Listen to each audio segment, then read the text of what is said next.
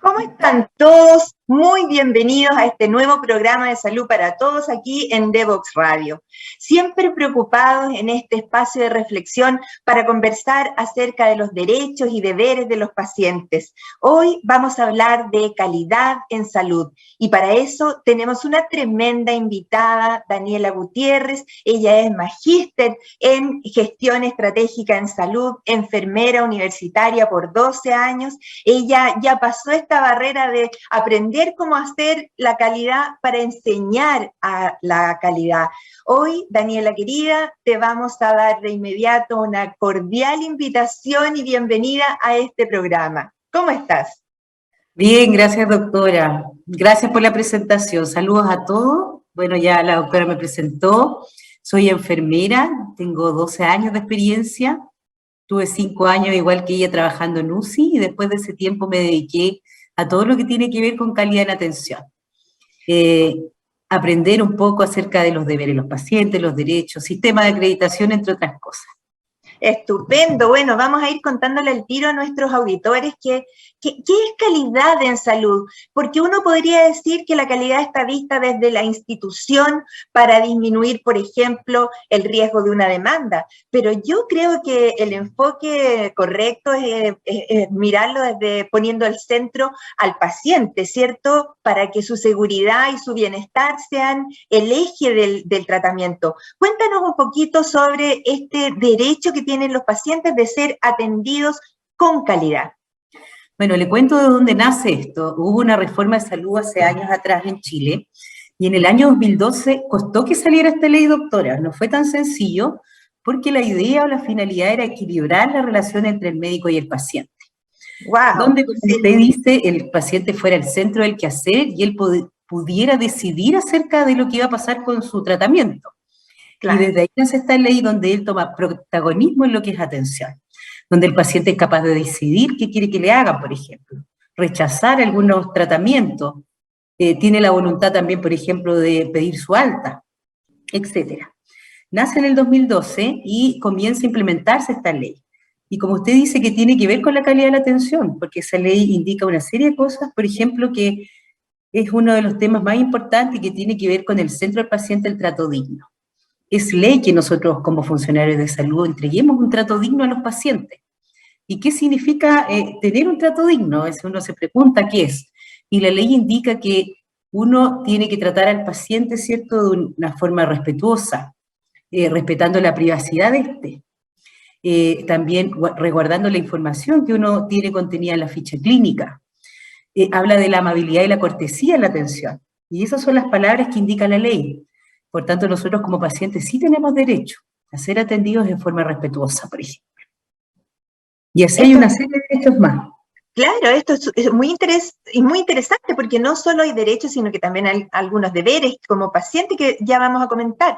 Pero si ya me queda claro que la ley de derechos y deberes de los pacientes se enfocó en el paciente, ¿cierto? Y que también vino a desarmar esa verticalidad en el trato que existía entre los profesionales y los pacientes y puso al paciente también como dueño de su destino, también significa que tenemos que modificar de alguna forma la relación entre las instituciones y los pacientes, porque ahora ya no es ese modelo como antiguo y tradicional de un médico que es el que se relaciona con un paciente, sino que hay un médico y una institución, ¿cierto?, que también interactúa con este paciente y que a veces no lo ve como paciente, lo ve como cliente. Y en ese sentido también tenemos que ser capaces de compatibilizar esos mundos. ¿Cómo ves tú, y ya lo mencionaste, ¿cierto?, ¿cómo dirías tú que está el diagnóstico en este momento en nuestra sociedad, en Chile, ¿cierto?, respecto a que si hay un trato digno, si las personas escuchan suficientemente su nombre, si son tratadas con cortesía y eso? una cosa es la ley que está escrita, pero ¿cómo has visto tú que eso se ha hecho carne, ha sido realidad?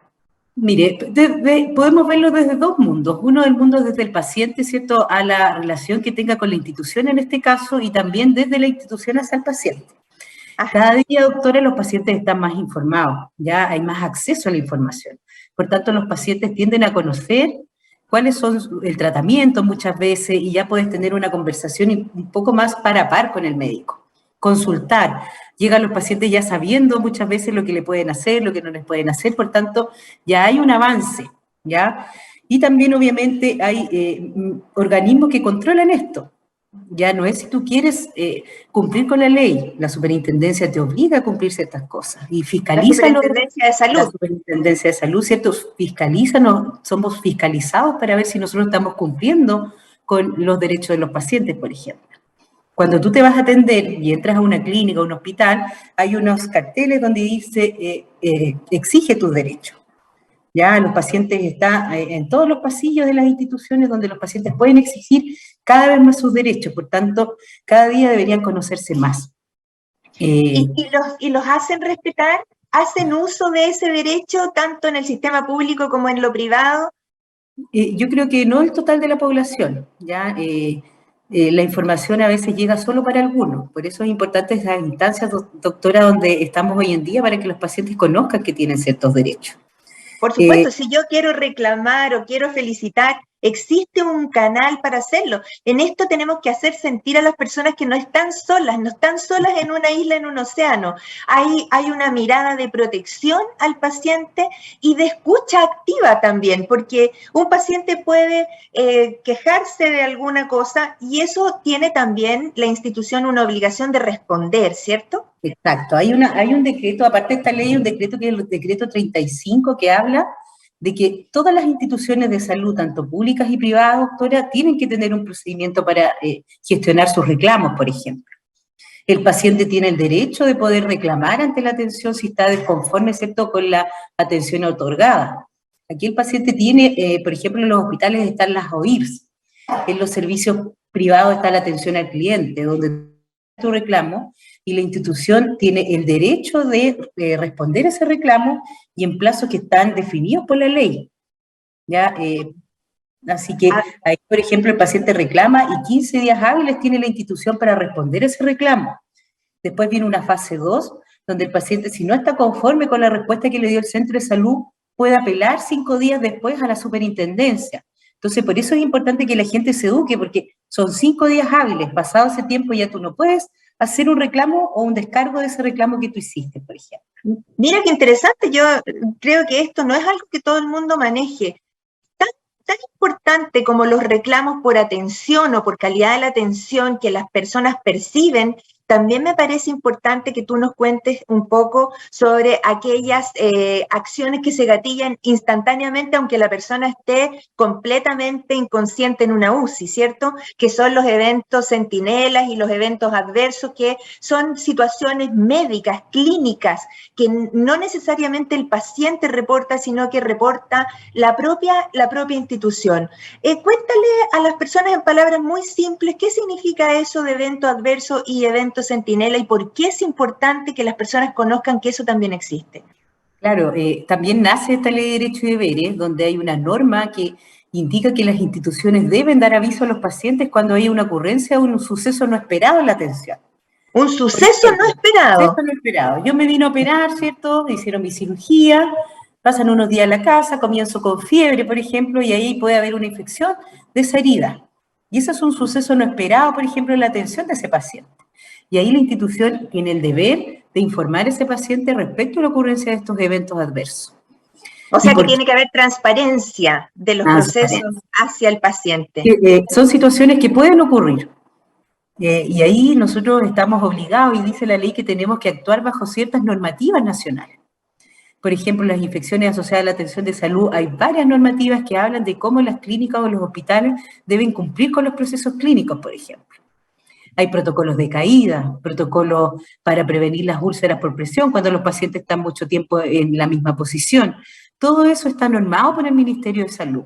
Por tanto, los prestadores tenemos el derecho de cumplirlos y también el deber de informar cuando hay un suceso no esperado en la atención, para que la familia, en este caso, o el representante, sepa lo que le está pasando a ese paciente. Claro, y Y cómo esto la es tan institución lo va a amplio, manejar.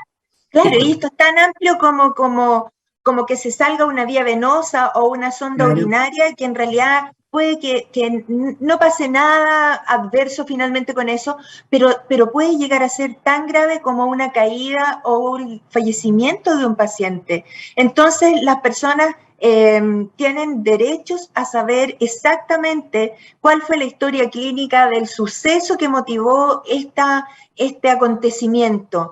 Y eso está muy vinculado, me imagino, a los procesos de calidad de cada institución, ¿cierto?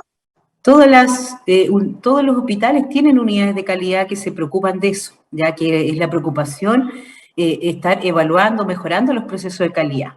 Es importante, doctora, también mencionar que hay un libro que se llama Errores Humanos, es parte de la atención. Cuando uno entra a un centro de salud te explican que hay ciertos riesgos a los que tú puedes estar expuesto, ¿ya? Se estima que el 10% de los pacientes pueden llegar a sufrir un evento o un suceso no esperado durante su atención, por tanto no es un porcentaje menor. Claro. ¿Cuál es ahí? Yo siempre digo, hay situaciones que pueden ocurrir, ya sea por la condición del paciente, por la condición del entorno, qué sé yo, pero siempre es importante el cómo se maneja.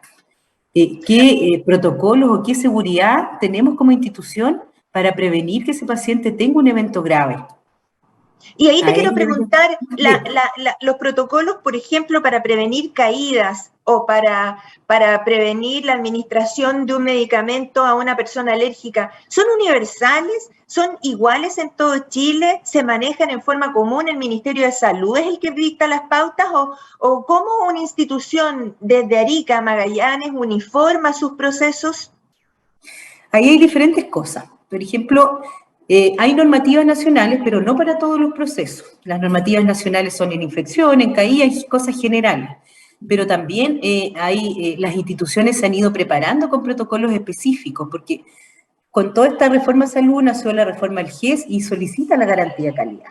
Y tener una garantía de calidad, ya, que tiene que ver con el GES, te pide esa garantía de calidad, por ejemplo, para los hospitales son 104 requisitos de calidad, donde ahí te piden que tú normes una serie de procesos desde cuando el paciente ingresa con la identificación del paciente, cómo tú evitas que se opere un lado equivocado, y así una serie de procesos que te piden que tú los documentes, y a veces tú puedes decir, hay leyes asociadas a esto, yo puedo escribir desde la ley, o desde la evidencia, o desde el proceso, ahí va a depender, doctora. Ahí se mezcla de todo un poco. Esto es muy interesante porque para las personas de a pie que no están en salud, puede que esto sea una revelación de que exista tanta regulación al respecto, pero es que de verdad la medicina ha avanzado en estos últimos años a pasos agigantados, por ejemplo, en tipos de tecnología. Voy a inventar la resonancia nuclear magnética. ¿Sí? Pero para entrar un resonador, uno de los requisitos es que las personas no tengan un elemento protésico de metal que sea incompatible con la resonancia. Entonces hay que ir cada vez poniéndose al día en los elementos de seguridad, lo que tú acabas de mencionar, la pausa de seguridad antes de operar a un paciente para saber primero qué es el paciente correcto, la cirugía correcta, el lado correcto de la cirugía, y así sucesivamente esto se ha aprendido en la práctica, pero es una práctica que ya se ha ido incorporando a la práctica de la medicina y a la enfermería y a toda la atención kinésica, en fin, de salud. Ahí podemos decir que es algo cultural, que ha ido avanzando desde a poco. Han ido cambiando las culturas en relación a la atención de los pacientes, doctora. Yo creo que usted, que lleva igual años en esto, se ha dado cuenta del cambio. Mucho. Se ha dado cuenta que va cambiando y que cada día las personas están más informadas de lo que les pasa. Sí, desgraciadamente yo vi la cara terrible que tenía el cirujano que operó la cadera contralateral de un ministro de la Corte Suprema y creo que uno no quisiera estar en esa situación, pero así hemos aprendido a veces con sufrimiento y uno no quiere repetir una experiencia adversa para un paciente si ya tiene un aprendizaje al respecto. Yo creo que esto en las escuelas de medicina, de enfermería, se está incorporando como parte de la cultura y el aprendizaje, ¿sí? Sí, doctora, otra cosa, no es solo en relación con la atención directa, también con la infraestructura, los procesos de equipamiento, todo eso está normado por el Ministerio de Salud. Por ejemplo, no sé si se acuerda, hace un tiempo atrás que se quemó un hospital en Santiago. Sí, Todo eso, el San Borja. todo eso está regulado porque te piden mantención preventiva en las instalaciones, tienes que tener prioridad de esas mantenciones, planes de evacuación, que tú pruebes tu plan de evacuación previamente. Todo eso ya está normado con la idea de evitar, ¿cierto?, que haya muertes en el proceso. Y la gente pueda evacuar o salir o no tener un evento no esperado, como lo dijimos. Claro, ahí tú dijiste la palabra más fuerte que nos tiene que angustiar el pensar que alguien por acceder a la atención de salud resulte perjudicado o peor aún fallecido. Eso es lo inadmisible, por eso estamos conversando hoy día, por eso yo te quise invitar, querida Daniela, a ti como experta en calidad y que me enorgullece mucho haberte conocido en el fondo porque siento que muchas veces eso estaba de alguna manera como que era una consecuencia de lo que le iba a pasar a la persona. Y ahora sabemos que no, que tenemos que ser capaces de cautelar su seguridad y no agregarle otro problema de salud como los que tú mencionabas, las úlceras por presión, la nutrición o malnutrición durante una hospitalización prolongada, la supervisión permanente es algo que es activo, que tiene que hacerse, pero realmente muy estricta. Pero alcancemos a conversar, porque este es un programa que va a salir más cortito, pero yo te voy a invitar de todas maneras otra vez, porque en esto tenemos mucho que conversar. Hablemos un poquito de cómo se consiguen y cómo se asegura que las metas de calidad se logren, porque una cosa es que tú pongas protocolos y que los pongas a disposición y que todo el mundo los conozca, pero ¿cómo logras que esas metas se logren en una institución determinada? O sea, mire, actualmente más que como uno, como el ministerio se asegura de que estas cosas se implementen, por ejemplo. Como le comenté, con toda esta reforma empezó la ley GES, y dentro de la ley GES dice que los pacientes tienen que tener acceso, ¿cierto?, a las prestaciones de salud, oportunidad, y hay una dimensión que es la calidad, ¿ya? Y cómo nosotros finalmente se aseguran estos procesos, como usted dice, cada 3 años o cada 6 meses, todos los prestadores, tanto públicos como privados, diálisis, laboratorios, clínicas, hospitales, deben someterse a un proceso de acreditación. Y me imagino que usted lo ha visto, que dicen acreditado. Claro. Cuando está la palabra acreditado en el centro de salud, enmarcado, a veces lo ponen en la gigantografía, estamos acreditados, quiere decir que yo estoy cumpliendo con los estándares mínimos de calidad. Mínimos. No, mínimos, Ya, mínimos ya. para poder atender. ¿Qué significa eso? Que yo tengo que tener, cómo voy a identificar a esos pacientes, cómo los voy a atender, una serie de procesos, cómo va a ser mi infraestructura, cómo yo voy a cautelar que los médicos sean realmente médicos. Todo eso va en este sistema de acreditación, que son hartas cosas, hartos requisitos. Y cada 3 años nosotros nos tenemos que someter al cumplimiento de estos requisitos de calidad y ahí podemos acreditar como no acreditar. Hay instituciones que no acreditan a veces. Y no acreditar significa que se inhabilita para atender o significa que entra en un proceso de superación, de autoevaluación y de mejora. Entra en un proceso de mejora, pero puede pasar que tú no logres acreditar y tengas que bajar ciertas prestaciones. Porque para otorgar prestaciones GES, por ejemplo, tú tienes que tener esa garantía de calidad.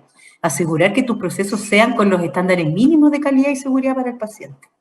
Y si no se cuenta, por ejemplo, Daniela, en una determinada región yo recuerdo que en algún momento en Magallanes, ¿cierto? No se tenía oncología para los niños. En ese sentido, si no hay un estándar mínimo de atención, la prestación no se puede otorgar, ¿cierto? No necesariamente, doctora. Por ejemplo, en esos lugares están los protocolos de derivación, donde tú tienes que escribir cómo vas a derivar.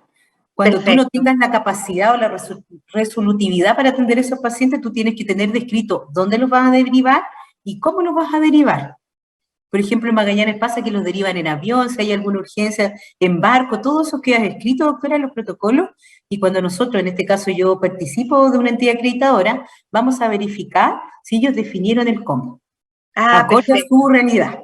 No es necesario entonces, pero tienes que tener descrito dónde, o ponte tú, a quién le compras servicio. Si yo no tengo un laboratorio, ¿quién le compro? ¿Ese laboratorio está acreditado? Son cosas que nosotros certificamos en la calidad.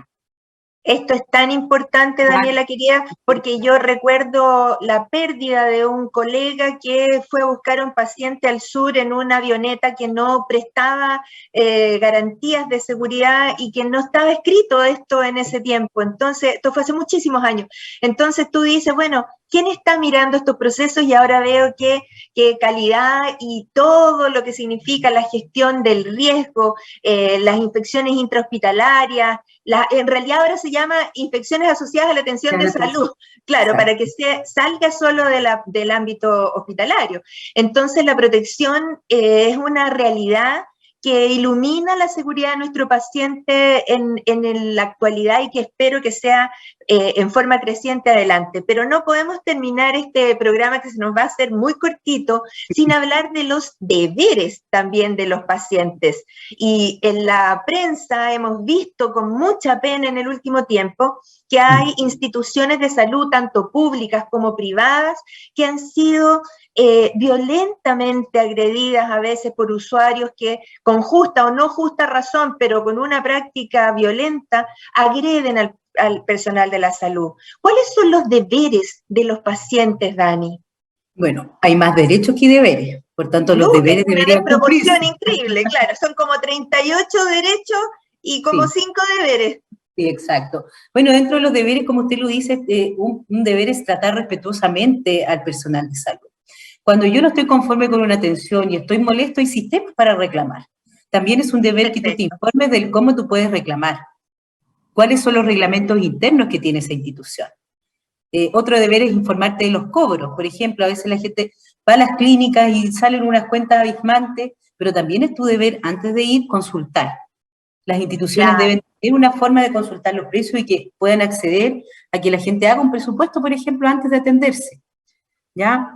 Informarse acerca de los reclamos, entregar la información para ser tratado. A veces pasa, doctora, que no todos los pacientes cuentan el estado completo de su condición y es difícil tratarlos. Por tanto, también es un deber que ellos nos expliquen y nos comenten todo lo que tiene que ver con su enfermedad.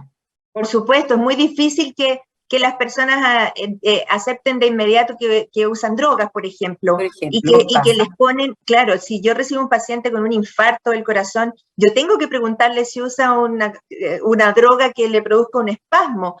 Hay tantos casos conocidos, entonces no es fácil que uno tenga toda la información de inmediato, pero tiene que haber esa relación de confianza entre el profesional, el prestador, ¿cierto? Y el paciente para que todo salga bien.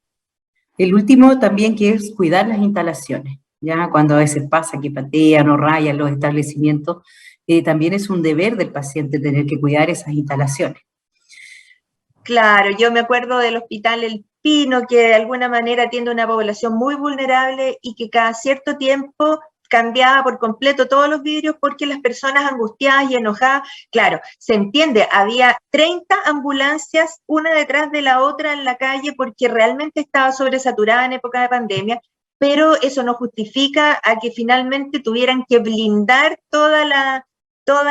el perímetro de la urgencia. Eso realmente, las personas que trabajan ahí, el personal de la salud, es tan merecedor del mayor respeto que cualquier otra profesión. Así es que eso es muy, muy, muy importante como deberes. Y derechos, muchos, todos los que ya tú has mencionado, pero menciona algunos de los otros que sean los derechos importantes. Otro derecho, doctora, al paciente es que te informen acerca de lo que te van a hacer. Por ejemplo, si me van a someter a una cirugía, el médico debería informar cuáles son las alternativas de tratamiento. Hay tratamientos quirúrgicos, médicos, y el paciente puede elegir lo que a él estime conveniente, ¿ya? Informarte acerca de los riesgos, cuáles son las posibles complicaciones que tiene la cirugía, y así, por ejemplo, el paciente decidir de forma informada la decisión si se va a querer someter o no a un procedimiento. Ejemplo. También está el derecho a la vida privada. Cuando yo me atiendo y la información que yo le doy a usted como médico, esa información debe mantener una cautela reservada porque es un dato sensible. Ahora pasó, doctora, con el COVID, por ejemplo. ¿Puedo yo divulgar un resultado de un examen COVID? De una pregunta que usted hace. Claro, hay que Porque preguntarle al presidente nomás. llegaron, ¿cierto?, hasta la municipalidad de los resultados. Y es un deber de como paciente que esa información no se divulgue, por ejemplo. Porque Claro, si y en mira, esto también recordemos que antes la gente que trabajamos en medicina les fotografiábamos, ¿cierto? Alguna lesión a los pacientes justamente para poder ir enseñando medicina, pero ahora está absolutamente restringida la posibilidad de filmar, fotografiar, sí, hablar de un paciente en público. La reserva y la confidencialidad es uno de los valores más preciados en la atención de salud. exacto, usted vio las noticias hace un tiempo atrás, un niño que trabajaba en un reality donde salieron sus información en la prensa. Ahí hay un deber del paciente. Él decide si Claro. quiere que esas imágenes, por ejemplo, salgan, o la información que cuando yo me atiendo, ¿quién puede revisar mi información? Solo aquellas personas que están directamente relacionadas con mi atención. No puede Claro, revisar esa información otra persona, otro servicio, por ejemplo, o divulgar la información. pucha, ¿Ya? sí. Son tanto de sentido común esto, pero el sentido común se mezcla un poco porque en épocas de pandemia nos tocó atender pacientes que estuvieron hospitalizados por meses, por desgracia, meses, sufriendo y todo, y tú no tenías por protocolo de COVID visitas, pero a veces venían las familias y empezaban a grabar al paciente y uno le decía, no, no se puede, y tú tenías la sensación de que era el último día de ese paciente. Entonces también se mezclaban esos sentimientos en que, claro, cómo dialogan los derechos emocionales del paciente, del contacto con su familia, pero también cómo cautelar de que esas imágenes fueran las correctas, que no fueran a ser utilizadas y que en último término tú eras el responsable de esa alma que estaba ahí en ese lugar. Y Dani, hablando, mira, nos quedan 2 minutos. Te quiero ofrecer en este momento la pantalla para que tú nos cuentes hacia dónde va la calidad en salud y cuáles crees tú que sean las contribuciones tanto de los prestadores como de los pacientes para que esto avance en buena forma. yo creo que vamos por un buen camino, doctora, un buen camino en el sentido de que se están habilitando profesionales, se están preocupando de que los profesionales que atienden realmente sean médicos, especialistas. Cada día uno ve más protocolos de atención y eso disminuye el riesgo. Así que yo creo que vamos por un buen camino. En relación a Latinoamérica tenemos un muy buen sistema de acreditación que es modelo para otras partes, así que se han hecho bien las cosas. Podría ser mejor siempre, doctora, siempre, pero la idea es que ese sea el camino. Ahora se está preparando un nuevo estándar de acreditación donde van a mejorar los requisitos que tiene este sistema de acreditación. Así que tengo fe que vamos por un buen camino. Claro, y Así que tenemos igual, generaciones, sí, sí. perdona, tenemos generaciones ya de enfermeras y de médicos jóvenes que tienen otra visión respecto a la relación médico-paciente, ya no en esa verticalidad, sino que en la igualdad, en que una persona experta en algo le informa a una persona que es dueña de su destino, de lo que decide qué es lo que quiere hacer. Y tú, que trabajas en una institución privada, ¿cierto? Me enorgullece mucho de que tengas esa perspectiva y que el camino ya esté más o menos trazado, ¿cierto? Cierto, así es. Por último, invitar a los pacientes o a los personal que se vaya a atender que conozca sus leyes, que conozca la ley de derechos y deberes, para que sepa qué es lo que debería esperar de una atención, doctora. Así que los invito a conocer esa ley, es la ley 20.584, que se llama Ley de Derechos y Deberes para los Pacientes. Excelente, Dani, ha sido un agrado, muy ilustrativa esta mañana, como realmente el título era un poco conmovedor, así, la calidad, la diferencia entre la vida y la muerte, sí, puede ser, de hecho, debe ser la diferencia. No se puede admitir nunca más una transgresión al cuidado del paciente si es algo que se pueda prevenir. Dani, te agradezco. Nosotros despedimos a Daniela ahora y nos vamos a una pausa musical para poder cerrar este lindo programa. Te invitamos a conocer el destacado rol central de la educación técnica profesional en Chile, sus innovaciones, desarrollos y el importante impacto que genera en las personas y los territorios. Cada jueves, 17 horas, junto a Elizabeth Zapata, solo en divoxradio.com.